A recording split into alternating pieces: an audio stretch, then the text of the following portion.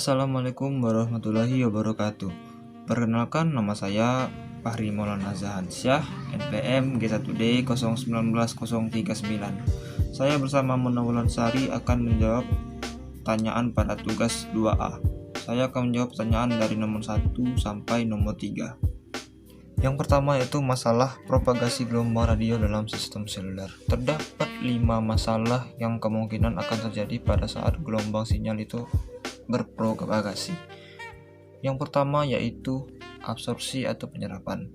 Pada saat gelombang elektromagnetik menerbang suatu material, biasanya gelombang tersebut akan menjadi lemah. Banyak daya yang hilang akan sangat bergantung pada frekuensi yang digunakan dan tentunya material yang ditabrak. Untuk gelombang microwave, ada 2 material utama yang menjadi penyerap. Yang pertama yaitu metal.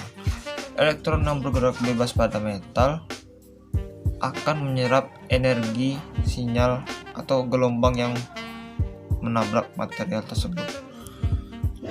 Yang kedua, air. Gelombang microwave akan menyebabkan molekul air bergetar. Pergetaran molekul tersebut ialah yang dapat menyerap gelombang sinyal.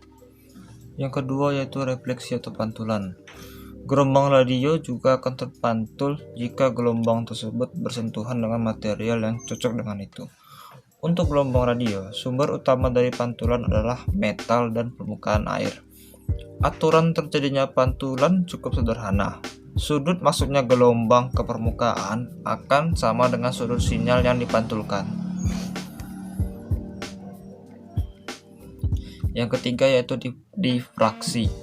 Difraksi adalah lenturan, yaitu suatu peristiwa pematahan gelombang oleh celah sempit sebagai penghalang. Difraksi dapat membuat sinyal radio mampu merambat melalui kelengkungan bumi, melewati horizon dan merambat di belakang halangan. Yang keempat yaitu pembiasan atau refraksi. Pada atmosfer bumi terjadi pembiasan gelombang sekitar 18 km dari permukaan tanah pada daerah khatulistiwa dan sampai 8 hingga 11 km di daerah kutub utara dan selatan.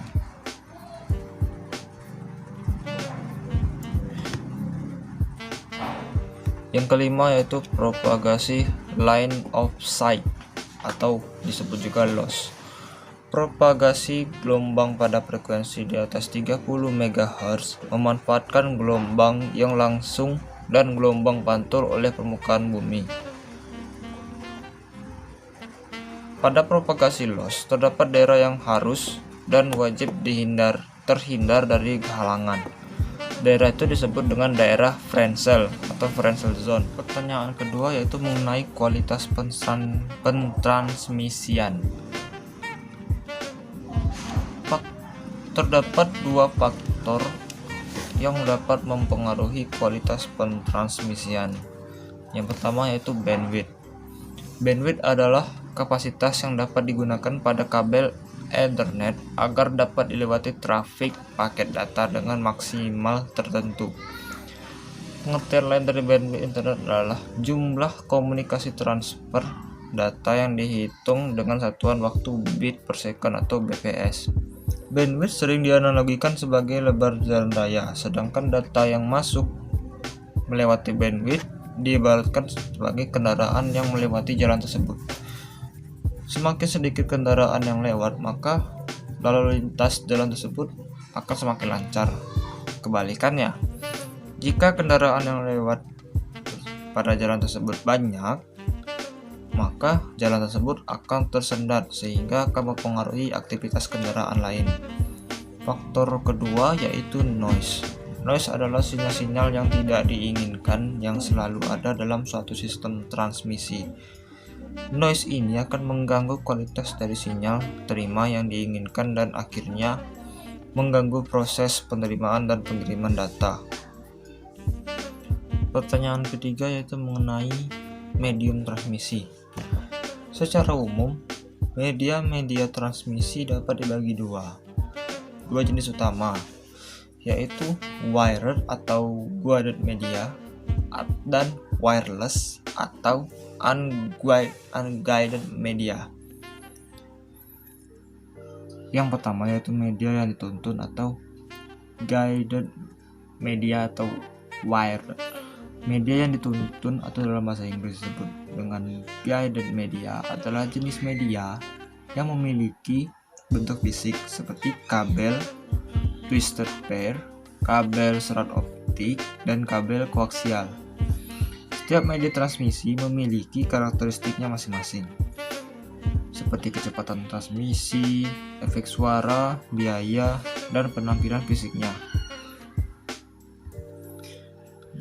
Yang kedua itu media yang tidak dituntun atau unguided media atau media wireless. Media ini menggunakan sistem gelombang elektromagnetik dalam mentransmisikan informasi dari pengirim ke penerima tanpa ada perangkat fisik yang menuntunnya. Unguided media ini lebih dikenal dengan istilah wireless, yaitu media transmisi tanpa kabel. Media yang tidak dituntun atau unguided media ini diantaranya adalah frekuensi radio, gelombang mikro atau microwave, inframerah, dan satelit. Baiklah, nama saya Mona Wasari, NPM G1D019037 akan melanjutkan jawaban pertanyaan dari nomor 4 hingga nomor 6. Jadi, untuk nomor 4 yaitu jelaskan propagasi sinyal pada fiber optik. Sebelumnya kita harus mengetahui dulu apa itu dispersion. Jadi dispersion itu adalah fenomena terjadinya sinyal optik yang dikarenakan adanya perubahan bentuk sinyal optik. Jadi pada saat propagasi di mana terjadinya light spektral atau penyebaran cahaya itu karena adanya perbedaan kecepatan maupun loss dari panjang gelombang yang berbeda. Hal ini akan mempengaruhi kualitas sinyal optik yang berkolerasi terhadap panjang kabel optik yang digelar. Jadi, semakin panjang propagasi sinyal optik pada fiber optik, itu akan terjadinya light spektral yang semakin besar tentunya, terus nilai dispersion yang juga akan semakin besar, maka akan semakin bertambah juga penurunan sinyal optik dan nilai dari BER atau bit error rate itu semakin bertambah. Selanjutnya untuk nomor 5 yaitu jelaskan jenis lintasan propagasi gelombang radio pada medium udara. Jadi, propagasi gelombang radio itu memiliki 3 jenis lintasan dasar yang dapat dilalui, yakni melalui permukaan tanah atau gelombang tanah, gelombang langit, dan gelombang langsung. Jadi yang pertama itu gelombang tanah. Gelombang tanah itu adalah gelombang yang berpropagasi di sepanjang permukaan bumi atau tanah. Terus yang kedua, gelombang langit. Gelombang langit itu adalah gelombang radio yang berpropagasi melalui pantulan dari lapisan ionosfer di langit. Dan yang terakhir adalah gelombang langsung. Gelombang langsung itu adalah perambatan langsung dari antena pemancar ke antena penerima tanpa adanya pantulan. Yang terakhir yaitu nomor 6, yaitu jelaskan karakteristik propagasi gelombang radio. Jadi, gelombang radio itu termasuk keluarga radiasi elektromagnetik yang melalui inframerah, cahaya tampak, ultraviolet, sinar X, dan panjang gelombang gamma yang lebih pendek. Nah, propagasi gelombang ini itu dapat diartikan sebagai proses perambahan gelombang radio dari pemancar ke penerima. Nah, transmisi sinyal dengan media non-kawat itu memerlukan antena untuk meradiasikan sinyal ke udara bebas dalam bentuk gelombang elektromagnetik atau EM. Nah, gelombang elektromagnetik atau EM ini dalam perambatannya itu memerlukan jenis-jenis lintasan yang sudah kita jelaskan tadi di nomor 5, yaitu bisa lewat gelombang tanah, gelombang langit, dan gelombang langsung.